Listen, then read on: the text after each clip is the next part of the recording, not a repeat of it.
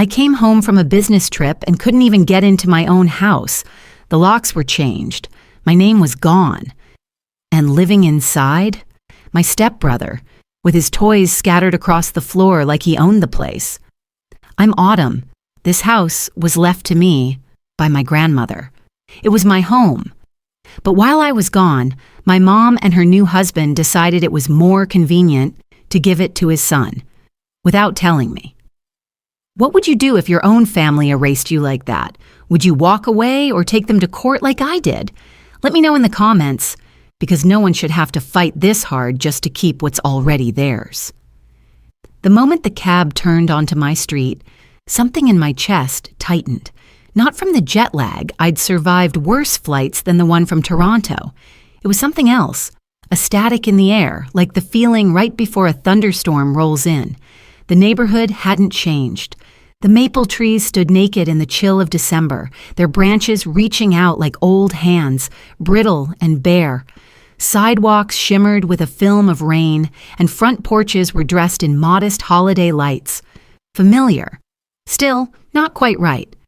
The cab driver, an older man with kind eyes, glanced at me in the rearview mirror. "Want me to wait while you get in?" he asked. I offered a tight smile. "No need. I'm home." But the word home didn't settle the way it used to. As the cab pulled away, I turned to face the driveway and stopped cold. There it was, a black SUV I didn't recognize, parked squarely in my space, not on the curb, not in a guest spot. Right there where Grandma's powder blue Buick used to rest, back when things were simpler. I stood frozen, rain beginning to trace cold fingers down my cheeks.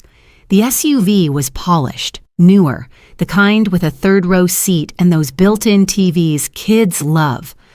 My gut twisted. Keys in hand, I walked slowly to the front door, each step crunching on damp leaves. The porch light was on. A warmth glowed through the curtains, my curtains, but none of it felt like it belonged to me anymore. At the door, I hesitated. Grandma's brass doorknob had been replaced with a sleeker digital lock pad. My keys trembled in my hand as I tried them anyway. The click of failure was sharp, loud. Another try, and another. Nothing. A bitter wind swept through, and I clenched my coat tighter around me. Then I heard it. Footsteps inside. A shadow passed behind the glass. The door opened, and standing there was the last person I expected, my stepbrother Chase. He looked older than I remembered. His beard was patchy, his hair longer. He wore a sweatshirt 2 sizes too big and held a juice pouch in one hand, like he'd raided a preschool snack drawer. "Autumn," he said, blinking like I was a ghost. "What are you doing here?" I asked, my voice hollow. Chase stepped back. Welcome home." I didn't move. My eyes darted past him. The foyer had been gutted. No sign of Grandma's antique mirror or the little rug with the embroidered sunflowers. The air smelled like microwaved mac and cheese. "I don't understand," I whispered. Chase shrugged, sipping his juice pouch. "Mom said you were moving to Singapore. Gerald needed a place, and we needed space. Kids, you know." I stepped inside slowly. The floor creaked beneath my boots, but it wasn't the sound I remembered. The walls were bare, no framed photos of Grandma and me baking pies or our summer trip to Mount Rainier.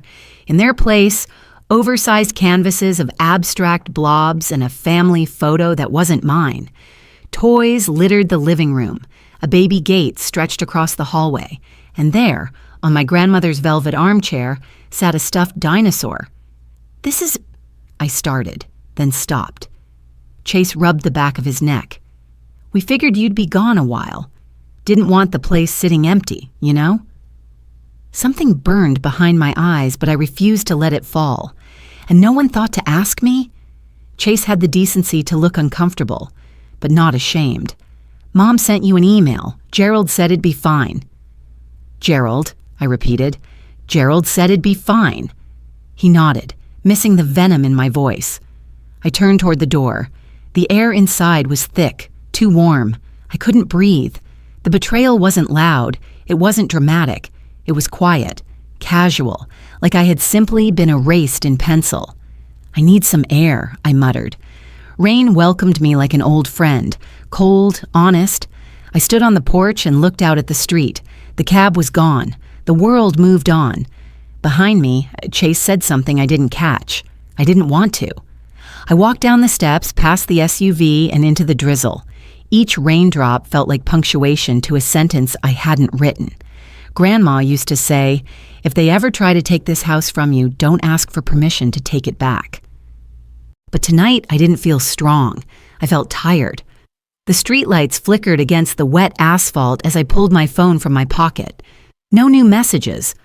I thought about calling Caleb, but what would I say? That my family had quietly stolen everything she left me? Number, I wasn't ready to talk. Not yet. Instead, I slipped the phone back into my coat, pulled my collar higher, and kept walking. The night felt endless, but not unfamiliar. Tomorrow, I'd figure out how to fight. But tonight, I just wanted to remember what it felt like to have a home. The bell above the cafe door jingled just as I lifted my coffee to my lips. I didn't need to turn around. I could tell by the hurried click of heels and the scent of her perfume. My mother had arrived. She walked in like she always did, with that careful mix of charm and oblivion that made strangers adore her and her daughter resent her.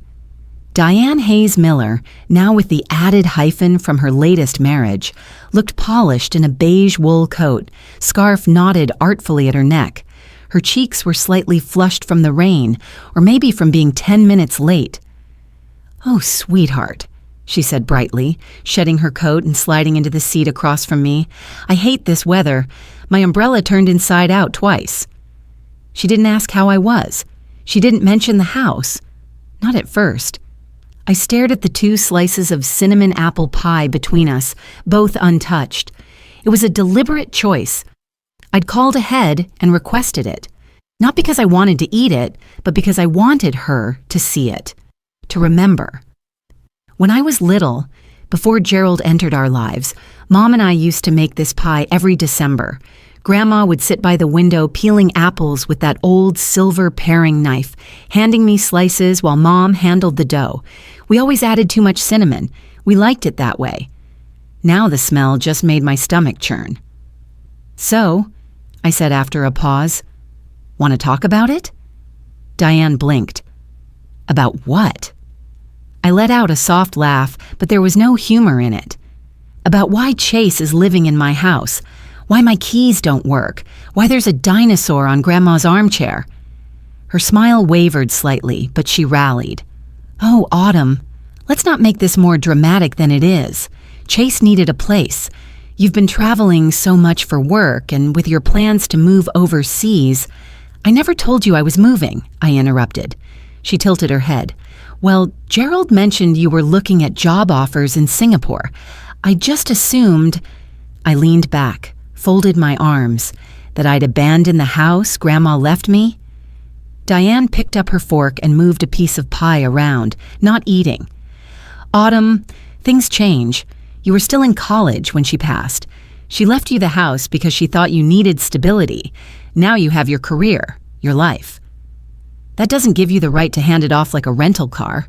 She sighed, finally meeting my eyes for a moment before looking away again. "You're making this about possession, but it's about family. Chase lost his job. They have 2 kids. Gerald took care of the logistics. He even paid to change the locks himself." I flinched. So generous. "Autumn," her voice softened. "You weren't answering calls. I emailed you. There was a message. Didn't you see it?" I nodded slowly. Subject line: family updates. No details. No warning. Nothing that might hint you were about to give away my inheritance like leftover lasagna. She bristled. "That's not fair. We didn't give anything away. You still own the house. Except I can't get into it. Except strangers live there. Except you made this decision without me." The pie between us sat untouched, the cinnamon now sickeningly sweet. "I did what made sense," she said at last. Her tone was even, rehearsed. I looked at her, really looked. Her eyes were lined in soft brown, her earrings tasteful, her posture perfect. but not once in this entire conversation had she apologized. Not once had she said she regretted it. Did you even hesitate before giving away what Grandma gave me? There was a pause, longer than I expected. Then gently she said, I did what made sense. It was like a door clicking shut. We sat in silence after that. The rain outside traced slow streaks down the window. The scent of cinnamon clung to the air, but I couldn't taste anything. Diane finally pushed her plate away, pie untouched. I wish you'd understand, she said quietly. I stood. I do. And I left her there, sitting across from a memory that no longer belonged to either of us. As I stepped outside, the drizzle turned into a steady patter. I didn't pull up my hood. The cold was easier to deal with than the warmth I used to feel sitting across from her. She brought me pie to soften the blow, but all I could taste was dust. The city hadn't woken up yet when I arrived at Marcus Caldwell's office. The glass facade reflected a blurry version of downtown Seattle, a world polished, organized, and distant. Inside, everything was quiet except for the hum of a printer, somewhere behind a closed door. Marcus greeted me with a nod. He looked exactly as I remembered from the brief email exchange. Dark blue suit, glasses with thin gold frames, and a way of speaking that made everything sound factual, even heartbreak. Thanks for coming in so early, he said, gesturing to a sleek chair across from his desk. I figured you'd want to get ahead of this before the weekend. I sat down, smoothing the creases in my coat. I haven't really been sleeping anyway. He gave a sympathetic smile, then pulled out a slim folder. Let's start with the will. He laid the documents flat between us. The familiar signature of my grandmother scrolled across the top in neat ink, the same handwriting I used to see on birthday cards and fridge notes. He walked me through it, how she'd transferred full ownership of the house to me when I turned 23, citing emotional significance and primary residency. Solid language, Marcus murmured, tapping the clause. It overrides potential family objections. I exhaled. For a moment, I felt anchored. Then he pulled out another sheet. Now, this is where it gets strange. It was a power of attorney issued 2 years before Grandma passed, but something was off. I had this revoked, I said, scanning the date. She changed it after Gerald tried to meddle in her finances. Marcus nodded. That revocation was processed, but somehow, 6 months ago, this version was used to authorize financial transfers. I froze. Used by who? It appears Gerald submitted it through a proxy. The notary's stamp checks out, but I'm investigating its legitimacy. I leaned back, gripping the armrests. So someone used a document Grandma voided to access her estate? And not just access, Marcus said, sliding over a printed ledger. Over $83,000 was moved from an inheritance account tied to your name. The destination? A real estate development firm owned by one Gerald Miller through a shell company in Nevada. I stared at the paper like it might change if I blinked hard enough. Are you saying? I began. He raised a hand gently. Let's be precise. These transactions suggest misappropriation, possibly fraud. The words landed heavily but without heat. They didn't scream. They chilled. My throat felt tight. Was my mother involved? Marcus didn't answer immediately. He folded his hands. Her name doesn't appear on the documents, but she is listed as a co-signer on one of the property tax correspondences redirected 6 months ago. That hit harder than it should have. Suddenly, I was back in Grandma's kitchen. The snowy day, she handed me a small velvet pouch with the house key inside. This isn't just property, she'd whispered, pressing it into my palm. It's protection. I didn't realize then what she meant. Now I did. My phone buzzed in my coat pocket. I glanced down. Caleb. I hesitated, then answered. His face filled the screen, framed by the morning light in Singapore. Hey, he said, voice soft. You okay? I moved away from the desk, standing by the window. Number. But I'm getting there. I told him everything. The fake power of attorney, the money trail, Gerald's name all over it like graffiti on clean glass. He listened, nodding slowly, eyes darkening. "You're not crazy," he said finally. "You're just being gaslit." That word, it settled into my chest like a stone. "I should have seen it sooner," I muttered. "No," he said firmly. "They made sure you wouldn't." We spoke for another minute, Caleb reminding me to breathe, to document everything, to get a second legal opinion just in case. After the call, Marcus handed me a flash drive. "Copies of everything we discussed. I'll start preparing an injunction." I left his office with the weight of silence behind me, the flash drive burning cold in my coat pocket. Later that night in my hotel room, I spread papers across the bed like puzzle pieces. Legal filings, bank statements, notarized forms that felt like they were written in another language.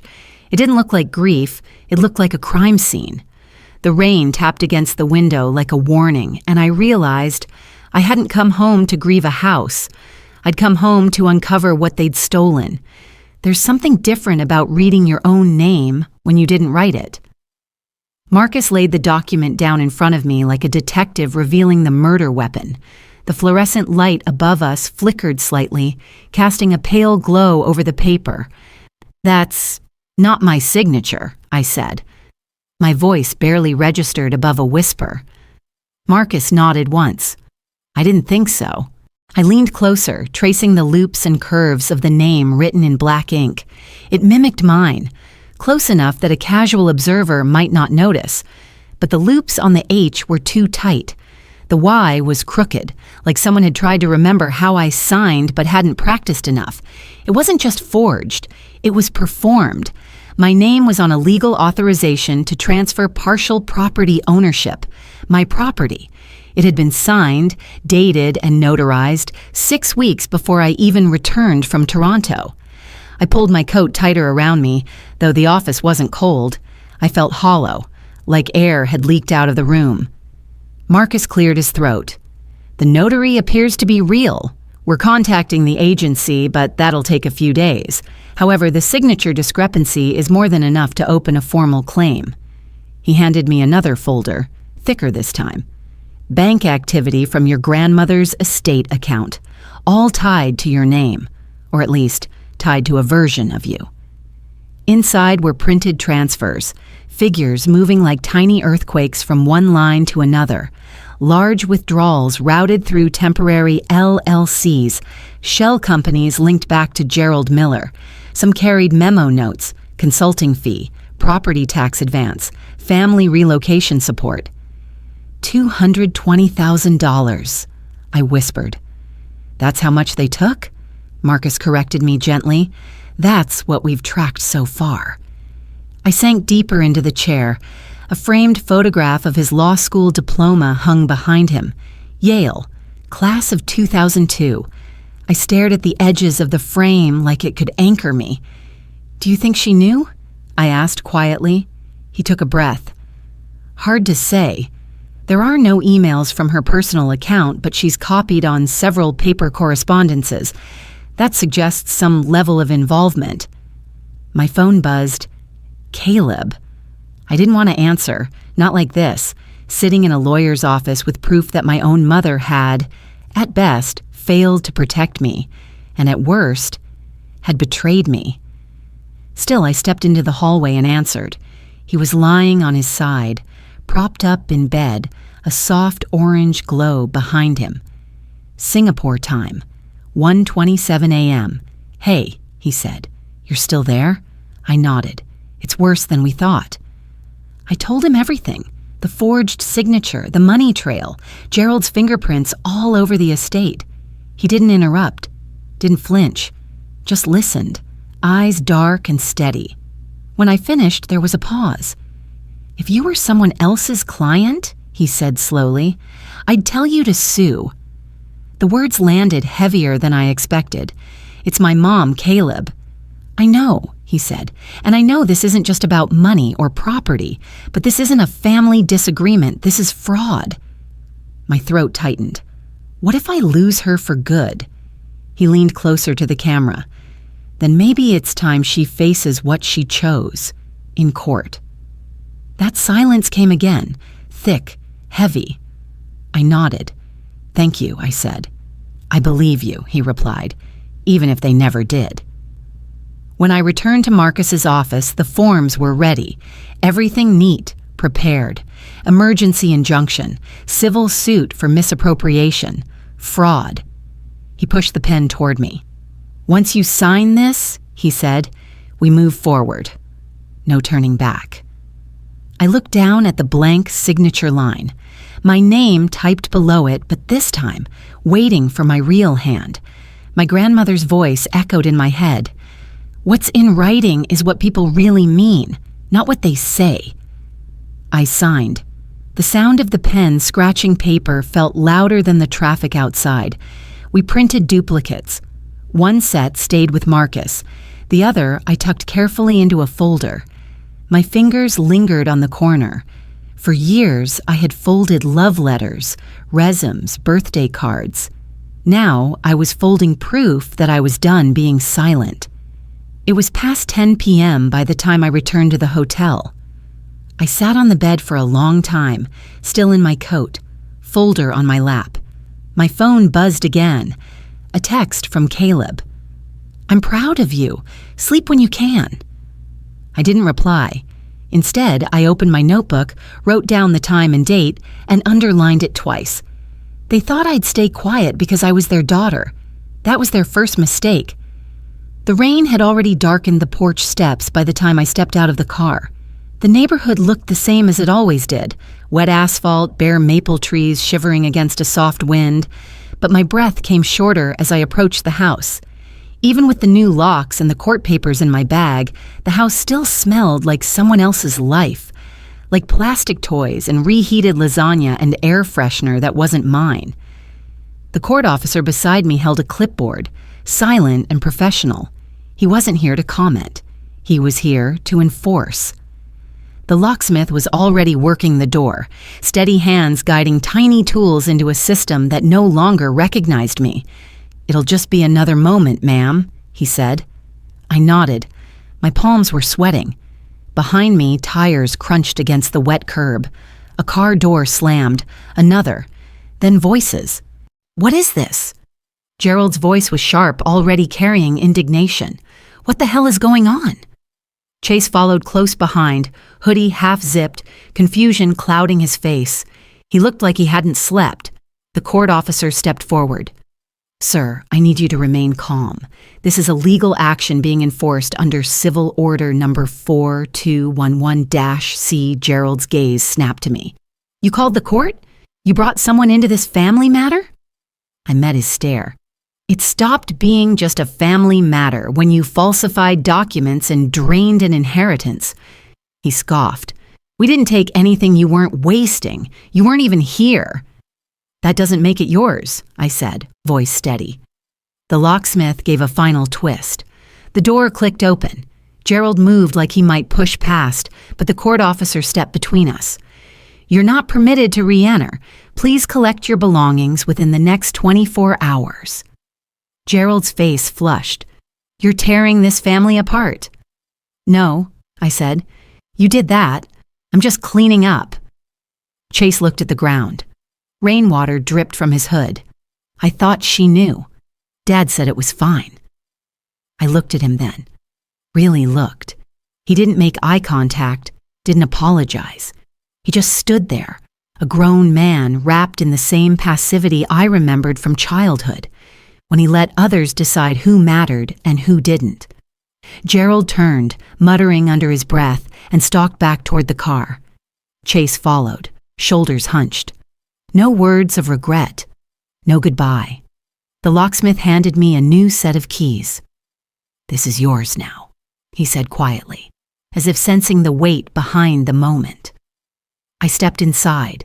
The air hit me like a memory. Different, but not unfamiliar. The furniture was wrong, too modern, too sharp. The scent of fake lavender hung thick in the living room, but beneath it, faint and stubborn, was something real, lemon oil from Grandma's old end tables, the kind she'd polish every Saturday afternoon while humming hymns under her breath. I closed the door behind me, the click echoing louder than I expected. Natalie arrived in the afternoon, hair tucked under a knit beanie, a bag of cleaning supplies slung over her shoulder. "You okay?" she asked. I didn't answer. I just handed her a pair of gloves. We didn't talk much. That was Natalie's gift. She didn't fill space. She held it. We worked room by room, folding up children's clothes, boxing up mismatched dishes, peeling cheap stickers off the fridge. Every trace of Chase's family felt like a layer of skin I had to shed. In the living room, I stopped in front of the fireplace. A large canvas hung over the mantel, an abstract mess of reds and golds that Gerald probably thought looked expensive.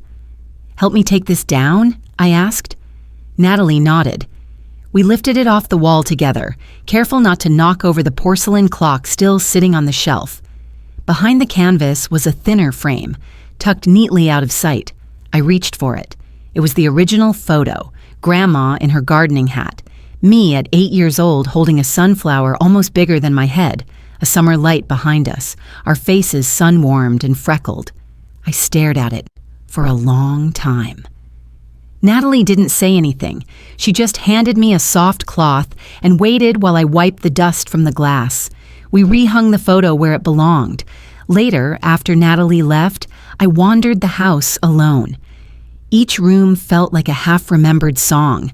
I opened closets I hadn't touched in years, found an old quilt, a broken snow globe, a half-finished crossword puzzle tucked in a drawer. I didn't cry. I didn't smile either. I just was. That night, I turned every light off myself. No strangers, no voices that didn't belong, just the hush of wood floors and the soft creak of doors closing gently into place. I stood in the foyer, hand on the doorknob.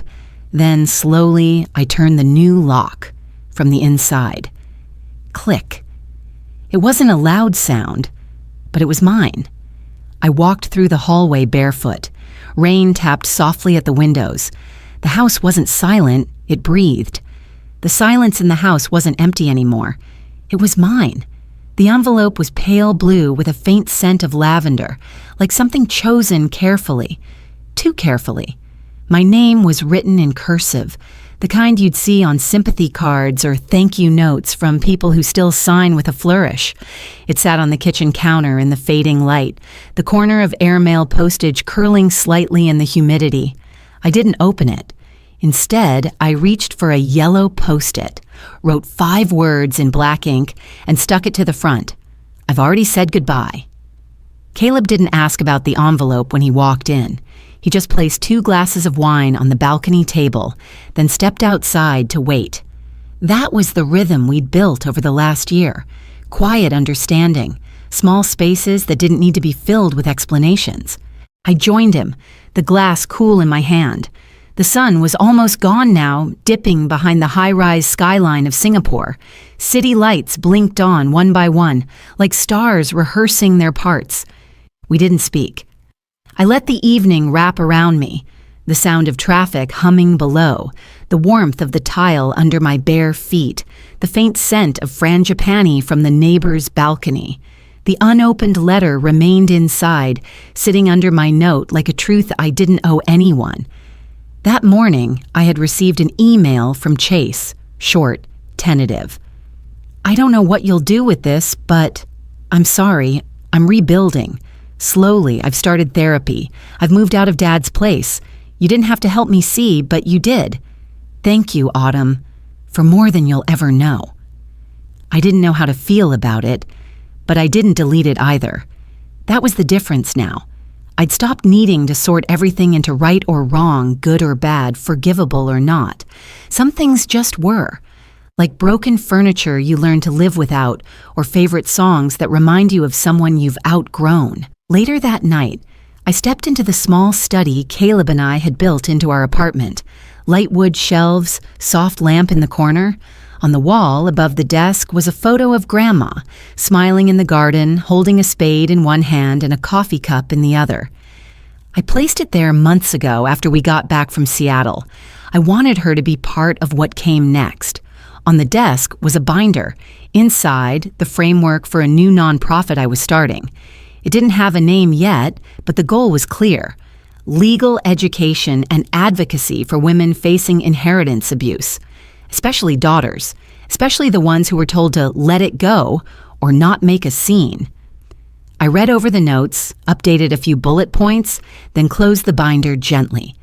In the corner of the room stood a small paper shredder, humming faintly with standby power. I walked to the kitchen, picked up the envelope, and returned. I didn't smell it again. I didn't turn it over. I simply dropped it in. The shredder whirred to life, slicing through scented paper and whatever apology Diane thought she could fit between folded lines. I watched the pieces curl downward, small and weightless, and then I smiled, not bitter, not smug, just light. Like the room had shifted a few degrees toward clarity. Grandma used to say, "You might forgive someone one day. Not for them, for you." I used to tell her I'd never forgive anyone who didn't ask. Now, I wasn't so sure forgiveness had to look like reconciliation. Maybe it just meant you stopped carrying the weight. Maybe it meant you let the door close behind you and didn't check to see if someone followed. That night, I sat back on the balcony with Caleb. He slid his hand into mine. We didn't talk about the past. We talked about planting a fig tree on the balcony, about finally learning how to make chicken rice from scratch, about maybe taking a trip to Hokkaido in the fall. The city stretched around us, full of noise and warmth and strangers starting over. I didn't need the past to let go of me. I had already let go of it. Even after everything, it wasn't anger that stayed with me. It was relief. Letting go of the past didn't erase the pain, but it gave me room to breathe, to build, and to begin again.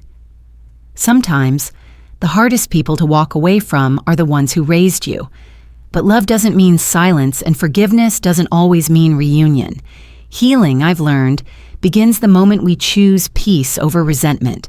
If this story reminds you of a time you had to choose yourself, I'd love to hear what gave you the courage. Thank you for spending this time with me.